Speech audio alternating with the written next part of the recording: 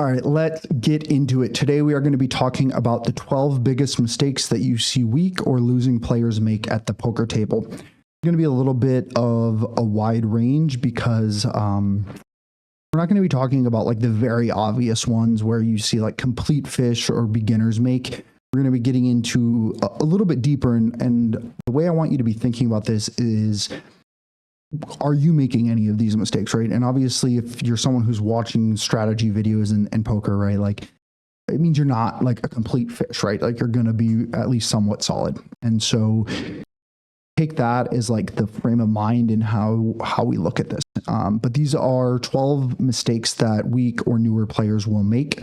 And the first one is pretty simple. It's not memorizing your pre-flop charts. And in today's game, guys, you have to be memorizing your pre-flop charts. The reality is, as the game progresses, it's getting tougher and tougher.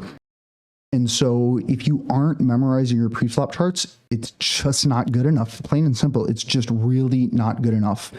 And back in the day, or 2000s, during the poker boom after Chris Moneymaker won the World Series, I wasn't playing back then, but I hear stories about how soft the games were, and there were no solvers back then, right? And so at that point, you could play on having a good enough idea of what you should be doing in certain spots that was more than good enough, and you could crush.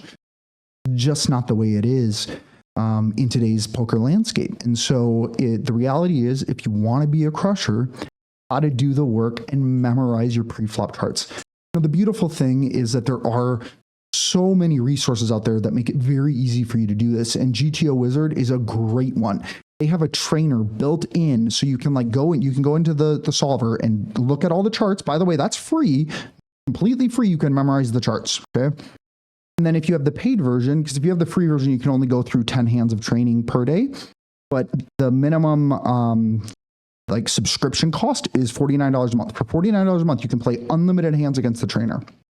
And so you can set up spots and you can say, hey, I just want to focus on pre-flop for 100 big blind deep poker at, a live rake game, right? And you can play the hands and it will tell you your score, like what percentage you got correct, right? And so really what you should have to what I like when I coach people, and if the first thing they need to do is memorize pre-flop, if I'm coaching them, I'm going to go through charts with them. I'm going to show them a rough idea, and then they're going to go through the GTO Wizard. Before we can move on to the next step in my coaching, you have to play 5,000 hands on the GTO trainer for pre-flop only. So I'll help you set it up and everything, but you pre-flop only. You need to be getting 95% or higher for pre-flop. If you can't do that, it means your pre-flop is not memorized or memorized enough. And so that's number one. Number one is just memorize your pre-flop charts, guys. It takes some time. It takes a little bit of effort, but it's really not that hard. It just takes the discipline, because it's not fun, to be frank. It's not fun to do that and memorize that, but it is necessary. So that's number one, not memorizing pre-flop charts. The next one is donk leading. And you see this a lot, guys. And it's just, the reason that it's more difficult, as I was about to say, is there are certain spots where you actually, in theory, you should be donk leading, but they're very, very rare. And the EV edge that it gives you, the edge in expected value that it gives you, is minute. It's very small. And so the best thing I can tell you and it's different in 3-bet, 4-bet pots, but in single bet pots or single raise pots, SRPs, just don't donk lead. Just take it out completely. Like, figuring out when to donk lead is one of the last things you do. And honestly, you just never donk in single raise pots, you can still be an absolute monster, an absolute crusher. It is not necessary. So just stop donk leading. Don't do it, right? And if you get through all of the other stuff and you're an absolute crusher, and then you want to learn when to donk lead, more power to you. Definitely recommend that. But it's the last fucking thing you need to work on. So for now, don't donk lead. You'll see a lot of weak players donk leading. Just stop doing it. Don't do it. Pretty simple. Cool. All right. So the next thing is not double barreling enough. And this is in the last 5 to 6 years, and I'm sure you've noticed this too, right?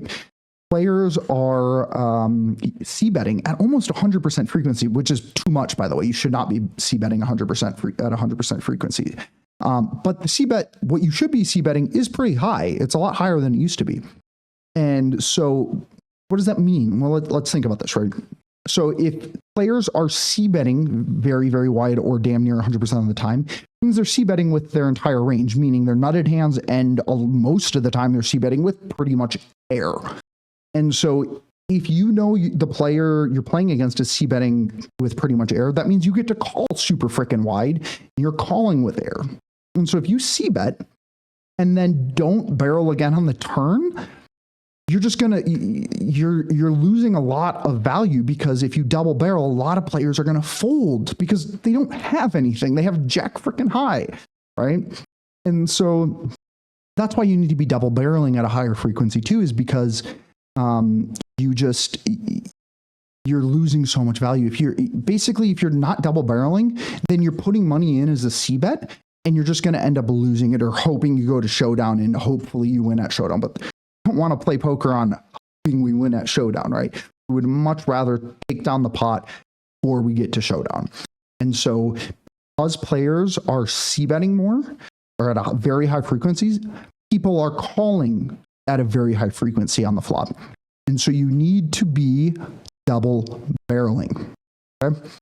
So let's move on to the fourth thing, number 4, which is adjusting ranges, or sorry, weak players not adjusting ranges based on rake structure.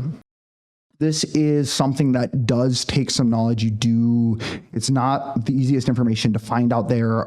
You can on GTO Wizard, because they have a bunch of different rake structures. You can look at the ranges you're supposed to be doing. But if you have a coach, that's the easiest way. You just ask them at what percentage should you be narrowing your range for higher rake, or what percentage should you be widening your range for a lower rake or no rake or a game with antes. Let's get into that a little deeper. So in a high rake environment, like a low stakes live cash game, it's a very high rake environment. In those environments, you need to be playing tighter. And you really want to take down the pot pre-flop, because no flop, no drop. Most places are not taking, pretty much. First of all, if there is a place you're playing that's taking a rake, even if it doesn't go to the flop, don't fucking play there. Don't play there. The vast majority of places, like 99% of places, are not taking any kind of rake if it doesn't go to the flop. And so in that environment, though, what does that mean? It means, well, it incentivizes you to take down the pot pre-flop. And so in those environments, you should be playing a 3-better fold. Like, so if you're, well, open, you can open, obviously. But if someone else opens the pot, you should not just be calling behind in those environments. You should be either folding or you should be 3-betting. Okay. Another reason you play tighter in high rake environments is because you need to win a higher percentage of the pots that you play. How do you win a higher percentage of pots that you play? You play hands that are stronger with higher equity, because the more equity you have, the higher the chance you're going to win the pot. And so, well, what does that mean? How do you play hands with higher equity? Play a tighter portion of your range, a stronger portion of your range, right? And so that's why in higher rake games, you play tighter. Now, on the flip side, the lower the rake, the wider you get to play. And especially if there's antes. If there's antes, is an amazing place, because with antes, there's even more dead money. So usually the only dead money you have is the blinds, right? Well, if you're playing on coin poker like I do, on coin poker, all their cash games, they all have antes. And so there's more dead money. So in coin poker, we get to do a significant amount of just calling from like the, button or in position. We also should be constructing a calling or a flatting range from the small blind, which is you would just never do in a high rake live game, right? You're in a high rake environment without antes. It doesn't have to be live. Any high rake, no ante game, you just never fucking calling from the small blind. You're folding or you're 3-betting, period, right? And so that's why, like in coin poker games with antes, you'll see people calling more, and that's because there's more dead money, and so you get better equity to set mine, things of this nature, right? Okay, let's move on to number 5. And number 5 is not understanding blockers or unblockers, or how to utilize blockers and unblockers.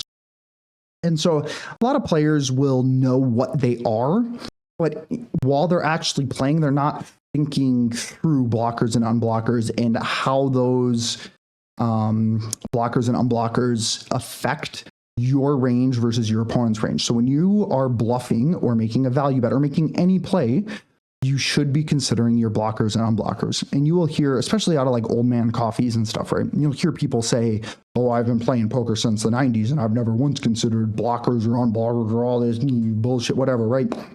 Guys, don't listen to that. The players saying that are fish. We're not trying to be fish. We're trying to be crushers. And so if you want to crush the game, you absolutely need to understand blockers and unblockers and how to utilize them properly. So that's number 5, is weak players will not understand how to use blockers and unblockers. Number 6 is a big one. This is, if you do number 6, you are just bleeding money all over the damn place. And that is playing too passively. And why is this, right? Well, first of all, as I said before, aggressive poker is winning poker. Playing passively, what's going to happen is you're going to be folding in spots where you shouldn't be folding, which means you put money into the pot, right? You put money into the pot and then just gave up, right? And just gave the money to someone else. You might as well just walk out the door and give your money to the Joe Schmo waiting for his taxi cab, right? So stop freaking playing passively. Another thing passive players will do is they'll check their nutted hands because they are quote unquote trapping. And trapping can be a good exploitative play, but it's in very rare circumstances, and it's when and only when you have a ton of data with a player. Not if you've met this player for the first time, you're playing with them, and they showed down one random hand. That's nowhere close to enough data, right? We don't even, if you're playing with HUDs, which you don't on coin poker, but if you're playing on a site that allows HUDs, guys, your HUD stats are pretty much irrelevant unless you have about 20K minimum hands with a player, right? And so if you have a HUD stat showing and you have less than 20K hands with that player, basically don't look at the HUD, because it's not enough data to actually give you good information to make an exploitative play. What does that mean in live? You're going to have almost no circumstances where you have 20,000 hands with a player.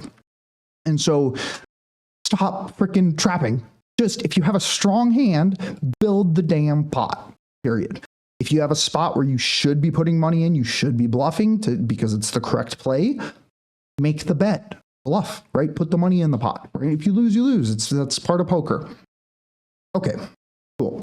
I'm passionate about that. If you couldn't tell, the playing too passively, it's a massive one. And if you are playing passively, guys, stop. Like, please either stop playing poker or stop playing passively. You pick. Okay. So number 7, let's get into number 7. Let's move on from playing too passively. Number 7 is overvaluing top pairs and over pairs. I see this all the time, and it hurts my brain. Over pairs, top pairs, at the end of the day, it's still just a pair. Let me give you a good example. So let's say under the gun opens, right? Let's say you're under the gun, you open with pocket kings, okay? And then everyone folds and the small blind calls, big blind folds, okay? So small blind versus big blind, you're in the small blind versus under the gun, you're under the gun with pocket kings. And the flop comes 4, 5, 7. Small blind checks. What do you do? Well, especially weak players, most of them are just going to be betting, right? Oh, I have an overpair, I should bet. No, on that board, you absolutely should be checking back that board. And here's the reason. And we'll get into actually number 8 is talking about this too, but this is equity advantage versus range advantage. And so that board favors the small blind completely. You have 0 straights, you have 0 sets. Your best possible hand that you can possibly have on that board is pocket aces, okay, which is still just a pair. So the small blind, however, has sets and straights. And so let's say in this example, you bet, small blind calls, okay? The turn comes a 10, okay? Small blind checks, you bet again, which is very common with weak players. They'll bet again. Oh, I've got an overpair, I have to bet, okay? They bet again. Small blind now check raises you, okay? So now the small blind check raises you, and a lot of weak players call. Okay, the river comes a 9, a jack, whatever, right? And now the small blind jams. Okay, well, a lot of players are just going to call off, and then they're going to get shown the bad news. The small blind has a straight, a set, whatever. And they're going to be like, oh, it's just a cooler. No, that is not a cooler. You completely misplayed the hand and you got stacked. Not because it was a cooler, but because you made a massive blunder and mistake. So on a board like that, let's go back to the flop. You check back the flop. Now the small blind, now the turn comes. Now the small blind leads. This is a spot where you call, okay? You call there, and then the river comes. Small blind's going to do some checking and some betting, and then you're going to do a mix, right? So first of all, the river comes. If the small blind checks, you can bet. Right? You can bet 40% pot, something like that. If the small blind bets and bets large on the river, this is a spot where you should actually be folding your over pairs most of the time. With smaller bet, you can call. But if they're betting like 80, 90, or 100% a pot, that's just a spot where you just sigh and fold. And if they bluffed you, they bluffed you. But that's a big one, guys, is weak players will overvalue their top pairs and overpairs. Okay, let's move on to number 8. And I kind of touched on this. But number 8 is not understanding the differences or really what range advantages or equity advantages. They're not the same. So most of the time, if you have a range advantage, you're going to have an equity advantage, but not always. And so this is a great spot. So let's go back to that other hand where it was, we're under the gun versus the small blind. You have pocket kings, and then the flop comes 4, 5, 7. That is a spot where you have the range advantage. You have you have a tighter portion of your range. So that's why you have the range advantage. You have aces, you have kings, you have ace king, you have all that, right? The small blind, however, has the equity advantage because, as stated, they have all the straights, they have the sets, all of that kind of stuff. So when they hit that board, you are going to be drawing very slim or possibly close to dead, right? Maybe you go runner, boat kind of thing. But they have the equity advantage. Now, however, let's say the same thing. It's small blind versus you're under the gun versus small blind. And let's say the board comes ace, king, 5. On that board, you have both. You'll always have the range advantage when it's under the gun versus small blind. But on that board, you also have the equity advantage. And again, most of the time when you have the range advantage, you're going to have the equity advantage, but not always. Okay, not always. All right, let's move on to number 9. And number 9 is weak players do not understand or they underestimate how valuable position is. And position is massively valuable. And the reason for this goes back to aggressive poker. Aggressive poker is winning poker, and it is very, very tough to play aggressive poker aggressively when you are out of position. And so position is hugely important. And this is why your under the gun range is so much tighter than your button range, is because when you're on the button, you have way more advantage because of position. And so this is also, so old theory, right? Old theory was if you're under the gun, you have a stronger range, which is true. So you make it bigger. So the old theory was for bet sizing pre-flop was you were under the gun, you make it 3 big blinds, right? Now under the gun, you make it 2 big blinds in theory. And on the button, you make it 3. So current theory shows under the gun all the way up until cutoff is 2 big blinds is what you raise to. Cutoff, you make it 2.5. And on the button, you make it 3. And small blind, you make it 3 if you're opening small as well. But that's blind on blind is different. So let's just talk about the under the gun all the way through button. So current theory shows you put more money in the pot on the button than under the gun. And the reason is because position is actually more valuable than the range advantage you get by being under the gun. Old theory was make it bigger under the gun because you have a stronger range. But now with the advent of solvers and everything, it's showing us that it's actually more important to be in position. And so because of that, that's why you're putting more money in on the button as you're opening. So you open to 3 on the button versus you only open to 2 big blinds under the gun, or actually all your positions besides cutoff, you do 2.5. And again, on the button, you make it 3. All right. Let's go to number 10, which is weak players are way too concerned with profit in any given session. Guys, stop worrying about if you booked the win or whatever. Like it doesn't matter. Poker is one long session, right? And so if you pros, right? So if I'm sitting at a table and my like set time that I'm playing, let's say I'm playing 8 hours that day, and it comes, it's the last hand of the day, right? And this is, I've already like stated this is my last hand, all that kind of stuff. Cool. And I get into a position where I need to be jamming all in for a 200% pot bet because it's the correct play. It gives me an EV edge to be doing that. And I get called off and I lose my entire stack, and I go from having a profitable session to now a losing session. It doesn't matter, right? As long as you are making the way you make the most money in poker is you make the most profitable plays every single time, whether or not it makes you have a losing session, right? It's completely irrelevant. It does not matter at all. What matters is your long-term win rate, period. That's what matters. So stop worrying about, quote unquote, booking the win.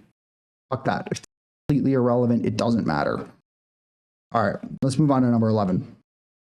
Weak players hero call way too often. And the reason is pretty simple, because it feels fucking good. When you make an awesome hero call and everyone's like, oh my God, like it's a great feeling. I get it. I trust me, I do. And I was a player that really loved hero calling for a long time before I became a crusher and player I am now. But the reality is that you're going to be wrong way more often than you're right. So just stop hero calling. The only time you're hero calling, it's an exploit. And yes, there are times where I will hero call. But if you're not at that level, just take it out. Just take it out of your game completely, right? The amount you win by doing it a very small percentage of the time and being right, extra that you win because of that, so small and negligible, it really doesn't matter. So just stop fucking hero calling. I know it feels good, but just stop. And the last thing, number 12, is weak players really just have no grasp on variance. They underestimate variance to a very large degree. Let me put it this way. Variance, if you look at 100 million hands of poker, right? Variance, so that's when we're taking law of large numbers, right? Variance can last up to 100,000 hands of poker. You can be a winning, crushing player and have a losing graph for 100,000 hands. Well, what does that mean? You're playing live, guys, you see 25 hands per hour. Okay. So that means in order to play 100,000 hands, you need to play 4,000 hours. Think about that. A full-time job is 2,080 hours a year. So if you are playing 40 hours a week, that will take you, it can be up to 2 years of variance, good or bad. Be 2 years of variance. Okay. And so let's say you're not playing 40 hours a week. What if you're playing 20 hours a week? Well, variance now live can last 4 fucking years. 4 years, right? And it's not bad luck. Players are like, oh, I'm so unlucky. No, you're not unlucky. This is very standard variance. And any player who's played millions of hands online and has it tracked will tell you this. This is not bad luck. It's not you. It's very standard. This can happen, guys. So this is another reason a lot of the best crushers in the world, they play online, because online we can see 100,000 hands in a week pretty easily, because online you're seeing 75 hands per hour. This is a key, per table. We're playing 10 plus tables at a time. If you play 10 tables, that's 750 hands an hour. If you play 12 tables, so the more tables you're playing, you can see 100,000 hands in a week if you're playing 10, 12, 15 hours a day, like I was, before I started doing the coaching and the business portion. I was playing 14, 15 hours a day, 6, 7 days a week. And so I saw 100 hands a week pretty much every fucking week. But live, guys, variance is freaking brutal, and it can last years. It can last the better part of a decade. If you're playing 10 hours a week, that's 8 years. Variance can last 8 years if you're only playing 10 hours a week. So just keep that in mind. Variance is a bitch. It's brutal. But not if you actually understand that and you just play poker and you just make the correct decisions and forget about the damn results. Period. I cannot say that enough. Forget about the results. Play the proper play. Just keep playing. That simple. So guys, thanks for listening. Those were the 12 biggest or most common mistakes I see weak poker players make. Hope that helped. And if you have any comments or anything, please leave them down in the comments. I will absolutely respond to them. Sorry. It's a little late. It is 4:30 a.m. So I'm a little bit tired, but yeah, please leave a comment. I'd love to hear from you guys. Thank you. Peace out.